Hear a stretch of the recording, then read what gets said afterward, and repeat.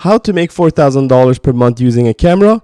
In this video, I'm going to teach you how to just do that in 5 steps. What I'm going to teach you will not require that you reorganize your entire life. You can continue to hold on to your current profession while you build your business. The beauty of it all, you can decide how big or how small you want this business to be. The first step is to invest in quality equipment. And quality does not necessarily need to mean expensive. Obviously, if you were to buy the latest and greatest, expect to spend upwards of $3,000 to $4,000. That's certain. Now, having said that, while you're getting your business started, you're going to have to make a lot of initial investment, and ensuring that you have everything you need is going to be important, which means that you shouldn't go out and buy the latest technology available out there. Cameras that have been on the market for 5 to 6 years are still good enough to date. 26 megapixel cameras have been around since 2017, 2015. So you don't really need to necessarily have the latest Sony A7, R5 or whatever. A simple Canon camera will do on the used market around $1,000. You can get really decent professional grade cameras. When I first started my business, when I was first of all learning how to properly use a professional grade camera, I spent, I believe, $300, which was a Canon R5 or 5D, excuse me. It really had very little technology, but what it had was all of the settings that I needed to really practice my exposure triangle, if you will. And so it was really the perfect camera that I used for a couple of months. So that wasn't inexpensive, and at the same time, I had bought a inexpensive $100 50 millimeter f1.8. With that, I spent months at home basically practicing the proper exposure, if you will. And that's what I would suggest you do before you go out and spend thousands and thousands of dollars on expensive gear. Buy yourself something reasonable that you can actually practice with. Will be really key to ensuring that you have the fundamental skills. Now, once you have your camera and you have your lens, like I said, any lens will do. A prime lens would be perfect, like a 50 or a 35. But what you need to also invest in afterwards would be a flash. You can go with the Canon or whatever brand of camera you're picking. They all offer their own flash, if you will, or you can go ahead and invest in a Godox branded flash. Those are like secondary, I guess, aftermarket. They're not as expensive as the major brands flashes, but they do an excellent job. It is what I use to today, and really mastering the ability to use a flash is going to come in handy because as you know, a wedding is an all-day event, and eventually you're going to be expected to take quality images in the evening. And without an external flash, it really will diminish the quality images you're going to deliver. So practice how to use a camera in every lighting environment. And night photography is very difficult to master, and you need to start practicing essentially from the get-go. Step number 2. Now that you are pretty proficient using a camera and you feel comfortable enough to go ahead and start doing this for a living, the next step would be to build on a online presence, and that is a website. That is absolutely a major a component of your business. It allows your future potential client to identify you, who you are, what business, what services you offer. It is a store, essentially an online store for you. It really reinforced the fact that you are a legitimate business offering services. You can get away with just having a social media presence like Instagram and Facebook initially. However, I would suggest as soon as you learn how to use a camera that you start building a website. They can get pricey, obviously, and can cost upwards of thousands of dollars. But there are some services like Wix or I believe Squarespace that can build you a website for not a lot of money.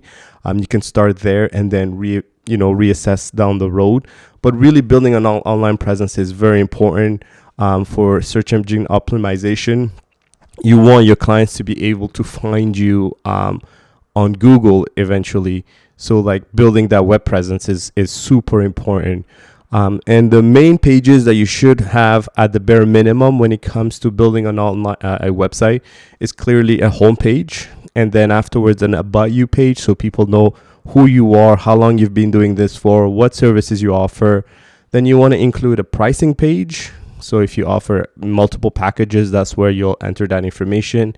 And with that, a FAQ within that specific page that outlines what your delivery timelines are and what your clients can expect of you. Once you have those down, you want to perhaps add a contact page where your potential client can enter their email address and reach out to you if they want to move forward with a potential, business, if you will. So your online presence is super important. One of the most difficult thing that a lot of photographers, including myself, struggle with is search engine optimization, to be able to be found online through search engines. And you will have to really practice the art of blogging to be able to build that online authority so that Google can start ranking you. And so your webs, and because it is time consuming, you want to do this as quickly as you possibly can, because it can take sometimes months for your web page to start ranking online and attract potential customers. So your website is a second thing that you want to start building. Now, on the topic of online presence, clearly you do need to start basically posting online where your clients are usually surfing, and that is building a social media account. I would say at the very top of the list should be Instagram.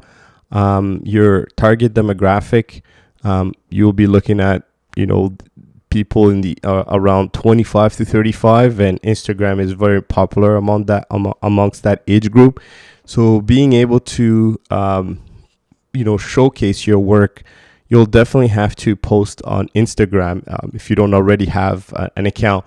And I highly suggest that any personal posts that you have made in the past should be removed going forward. At least initially, I suggest you take off anything personal that you used to post, and then now morph that social media account into a business social media account. So now, if you're going to go into the wedding industry business, every post should be related to that. That way, any potential client who is surfing or checking your page knows that this is what you do for a living. You want to remove any kind of basically mystery about what you do. And so that's what I would do if I were to start a photography business today, is go ahead and create a Instagram account and also Facebook as well. Meta owns both, so you can share posts if you want. So posting on one, it can automatically post on the other. And then there are other social media, I guess, platform that are becoming popular, and this is like a skill you'll have to learn. TikTok is big right now, but when it comes to how do you showcase photography work on TikTok, which is primarily a video platform, it's going to be a little bit harder for anyone who's getting started to really leverage that platform to get some engagement and potentially get some clients. TikTok demographic is also younger, so maybe that's not where your ideal clients are residing. So maybe TikTok can become what Instagram is at the moment, but right now I still suggest you maybe try that as well. But it's more or less a hit or miss, if you will. And then you can explore other apps like potentially LinkedIn or YouTube. Those are other places that you can start building an audience as well. Whether you find your ideal clients there as well is, again, hit or miss. So, but nonetheless, building that online presence is super important. And Instagram and Facebook should be your top priorities initially. All right, so now you have a camera, now you have a website, now you have some kind of social presence. Now you have to basically attract customers, if you will. And there is no better place to do that than Facebook or Instagram. And advertising is going to be an important tool for you initially while you build your reputation. As you build your portfolio and you get known in the industry and you start getting clients through word of mouth, initially people don't know what you do. And so you'll have to essentially advertise, and you're going to have to do paid advertising. And the best platform to do that will be Instagram and, again, Facebook. So for your business to excel, or if you want to accelerate its ability to generate the type of income you're trying to make and the type of income that I'm speaking about, you definitely are going to have to start investing into paid ads or initially to fast track that piece. And like I said, those two social media platforms are the ideal places to do that. You can also do Google Ads.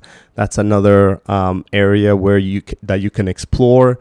But paid advertising is going to be your go-to way to attract initially first customers, if you will.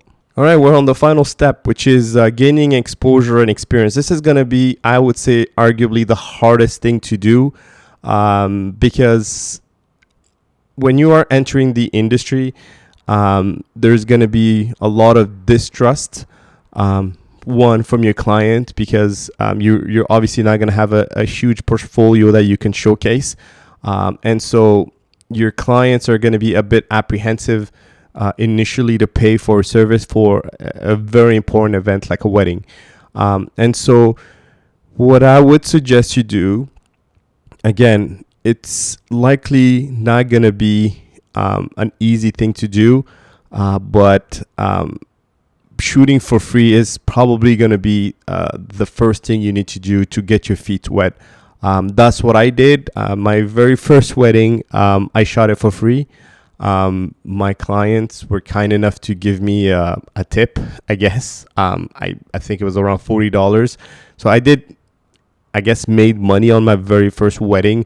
Mind you, this was a wedding that was basically was a 3-person wedding. So it was more than anything else, it was actually an elopement that lasted a few hours. So there was the couple and an officiant and myself there. They did the ceremony, they got married. We did some photo shoot right afterwards, and that was my first wedding. And so it was a great experience. I learned a thing or two in that short time span. So my suggestion for you as you're starting your business, at least the first few events, to do it for free, because it will let you, practice your craft, if you will. And it sets the expectations for your client that you're not very experienced, so they know that you're also learning, if you will. So there is an understanding that you'll have. And so shooting for free is your first thing that you should do when you're starting taking on clients. Then you can raise your prices gradually until you get to the average, wedding package pricing within your geographical location. Now, a lot of photography educators will tell you to second shoot. I'm going to tell you straight up, those opportunities are going to be far and few in between. I've made numerous attempts to reach out to photographers in my town, asking them if I could, second shoot for them. As a matter of fact, I may have offered a few of them to let me do it for free. And if 90% of them never really answered my email or my messages, and the few that answered said that they weren't hiring. So if you're likely not going to get second shooting opportunities. You could try, but it's likely not going to be available. So that's why I recommend that you shoot for free and at least get that experience, and then slowly raise your prices. So while you're building that exposure and that experience, one of the best thing you probably could do is start getting to know people in your industry. And the best thing to do to really meet your future, I guess, business partners, if you will, is pay attention to trade shows that are happening in your town, like wedding shows. Where I live in Ottawa, We have the Ottawa Wedding Show that takes place, I believe, a couple times a year. I think it's in April and then again in September. Nonetheless, I'm not suggesting you go to a trade show and offer your services. I don't think you should do that, at least not until you've actually been to one and scope the area and look at what your competitions are doing, because it is an investment that you have to do. Renting out a booth and then bringing a lot of demos, that can cost you a pretty penny. And I don't suggest you do that when you're just getting started and you're likely not going to be able to charge enough to recover that initial investment. So I say just go ahead, walk around, visit, talk to photographers, see what they are offering, see what their pricings are, to essentially do a bit of research so you'll know what to reasonably expect once you actually start going out there and taking on clients. So you'll know what you can charge, and then the type of quality of the product that you're going to deliver. That's going to be important, because that's what value is. Clients don't mind paying a lot of money, but they also have the expectations that come with that. And so doing research online is great as well. Visiting your competitors' web pages, that's fine. But actually going out there and seeing them in person, there is no better experience than that. So those are basically the 5 steps that I would follow if I wanted to start a wedding photography business today and generate up to $4,000 a month within the first year that I start that business. So in summary, if you were starting a business today, first thing is buy that camera. Then initially build your website, then build your social media following, then start advertising to get some clients, and then start getting exposure, whether that is shooting for free, shooting for family members, shooting for other photographers, and then eventually basically generating enough money to make your business profitable. And so within 1 year, if you follow these 5 easy steps, I believe you too can generate that kind of money. Now, having said that, I appreciate you watching this video. If you like this kind of educational content, I would love for you to subscribe, and I will see you in the next one. Cheers.